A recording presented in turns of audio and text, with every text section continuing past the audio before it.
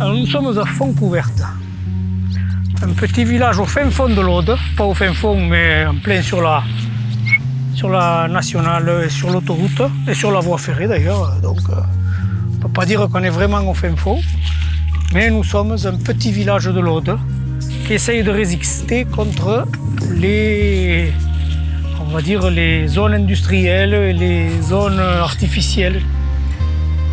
Alors là on est en train de grapillonner.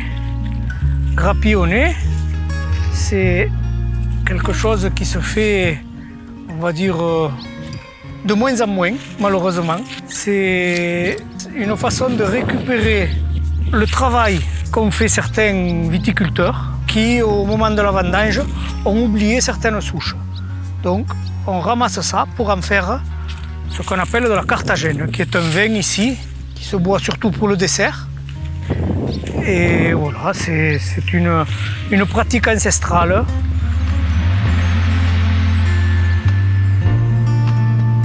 Alors la Carthagène, elle va être composée du jus de raisin qu'on va obtenir en pressant nos grappillons, qu'on va ensuite couper avec de l'alcool dans une certaine proportion. On va couper notre jus de raisin avec cet alcool et puis on va le laisser vieillir dans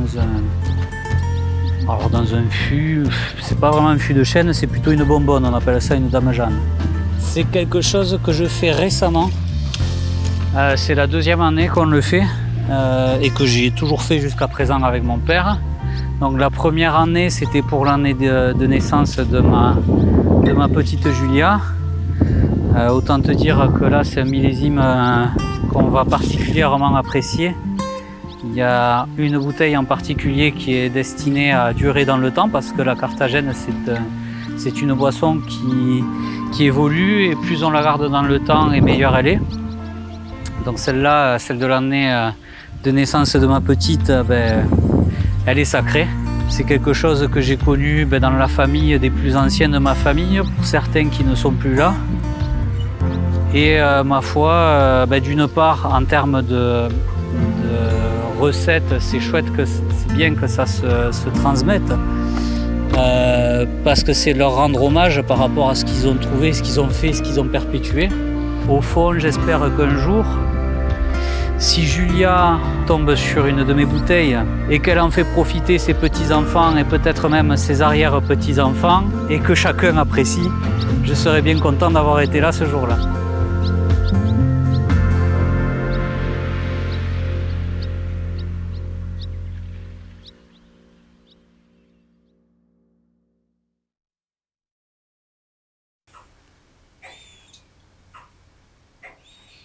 Je vous en ai pas trop parce que vous prenez la voiture et qui c'est qui conduit? C'est toi, Nico? Oui.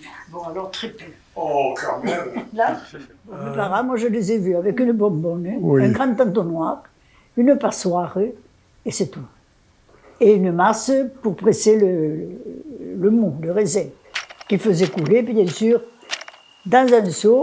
Et après, avec la casserole, il le passait dans une passoire, sur un grand entonnoir et dans la bonbonne. Voilà. C'est ce qui se fait encore, nous. Et mon père, il faisait pareil, mais pas, il ne filtrait pas, tu vois. Pas filtrer, le vin, il commençait à mettre l'alcool dans la bonbonne, puis il remplissait de vin. De mou. Enfin, pas de vin, le jus de raisin. Du mou de raisin, il y avait même des fois des pots, tu sais, des grains et tout. Et après, alors, il l'a filtré, et pour la filtrer, j'avais un gros entonnoir, il y mettait du coton, juste dans l'entonnoir. Et allez, il filtrait, et il le mettait en bouteille. Non, nous, on l'a filtré après, quand elle était faite, mais alors, par contre, on l'a gardée un an, d'une vendange à l'autre.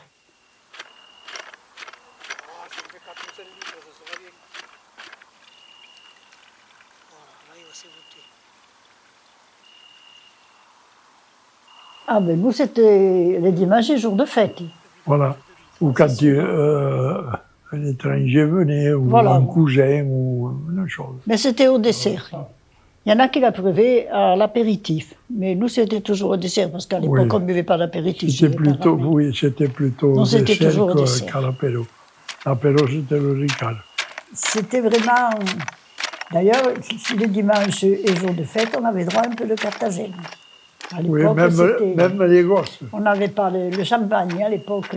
Moi, quand j'étais comme à la table, là, que je commençais à marcher, avec la cuillère, tu sais, à peine une goutte, papa. Ça, moi non, mais je me souviens Il bien. il me mettait ça devant la bouche, là, et allez, hop.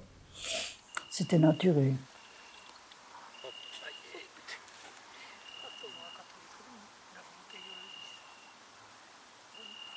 Voilà. Après, voilà. Après, on attendait un an pour en boire. Hein. Et je te dis, j'avais à peine 10 ans que j'avais droit à mon fond de verre de Carthagène, mais pur, pas avec de l'eau. Et je lui raconte quand même ce qui m'est arrivé. Ah oui, que toi tu te l'es pipé, oui, et oui. Ma mère, ma soeur, elles allaient se promener, tu vois, au beau temps, elles allaient se promener. Moi, j'étais petit. Et je suis allé à la grosse bonbonne. C'était, mon père, il en faisait une, je ne sais pas combien il y en avait, énorme. Elle était dans un placard, là. J'avais le feu allumé parce qu'il ne faisait pas chaud. Et un pliant pour se coucher, là, à côté du feu. Et au bout d'un moment, l'envie m'a pris d'aller goûter cette bonbonne. Alors j'ai goûté cette bonbonne.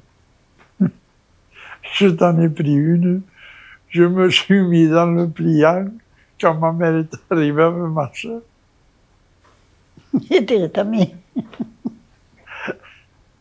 Ma mère m'a foutu une paire de baffes. Ça m'a réveillé, ça. Ouais, c'est traître quand même, ça se laisse boire, mais Et oh, mais c'est que couillon. c'est traître. Quel âge j'avais? Il devait être jeune.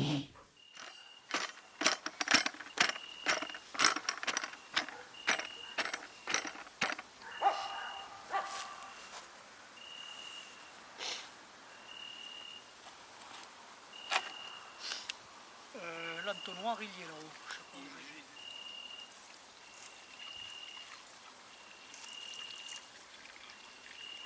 Alors là, si vous avez une plaie, c'est le moment de le dire.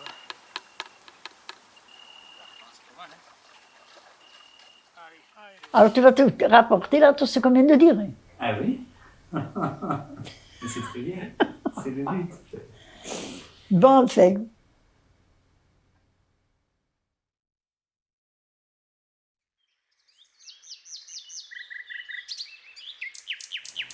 La bouteille de derrière les fagots, comme on disait. Ça commence là.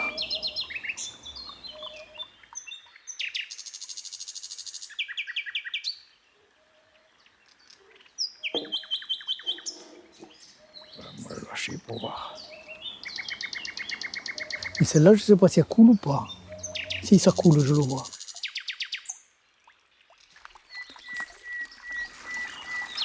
Il faut que chaque milligramme compte là.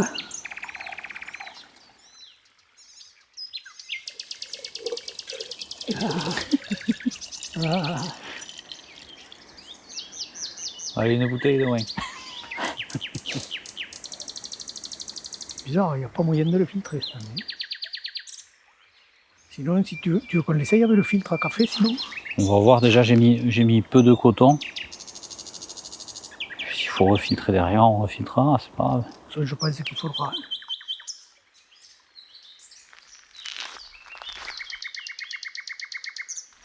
Là. Attends, j'arrive si tu veux.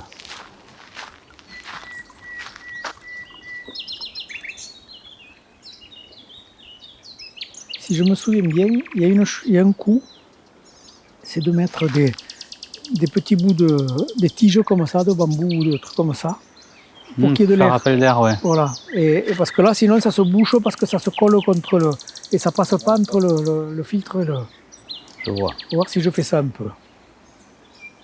Oui, pour pas que ce soit en mouvement. Ouais. Et oui, faisons ça, on va laisser décanter.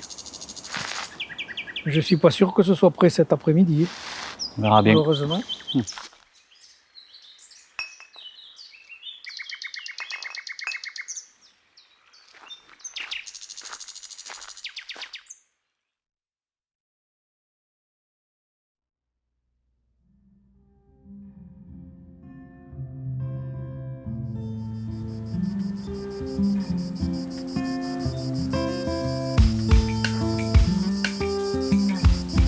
aujourd'hui, ça y est, tout le monde est réuni autour de la table. Ça va être une bonne occasion de sortir notre Carthagène de l'an dernier.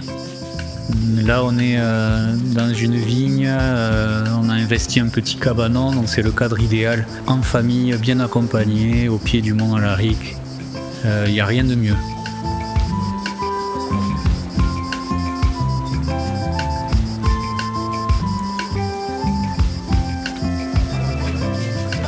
Faire la Carthagène aux côtés de mon père me procure un sentiment de fierté, ne serait-ce que dans le temps, puisqu'on consacre un moment, lui et moi, à être dans la nature, voilà, profiter du moment, de l'instant, et également à partager des idées. Et puis c'est l'occasion aussi d'avoir des conversations sur plein d'autres choses, plein d'autres sujets, et du partage, du coup, beaucoup de partage. Voir toute la famille réunie autour d'une table pour déguster la Carthagène, c'est un moment privilégié. Je leur suis reconnaissant aussi d'avoir libéré ce moment pour eux, pour nous et pour la petite principalement, qui à travers d'autres Carthagènes pourra se dire tiens, ce jour-là on était tous ensemble, c'est un millésime qui nous a tous réunis.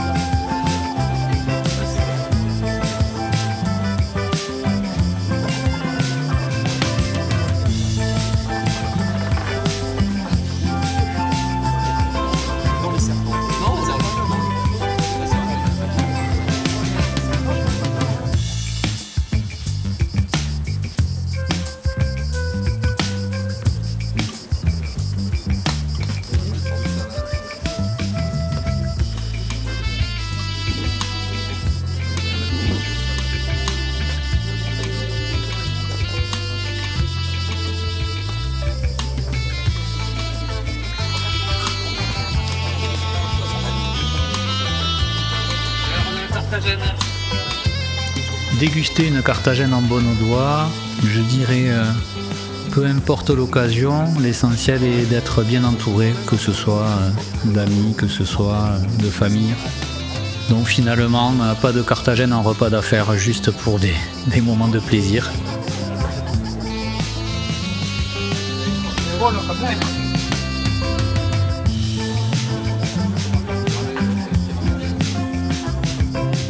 Au-delà d'être une boisson, la Carthagène, c'est surtout un outil pour rassembler les gens et les générations.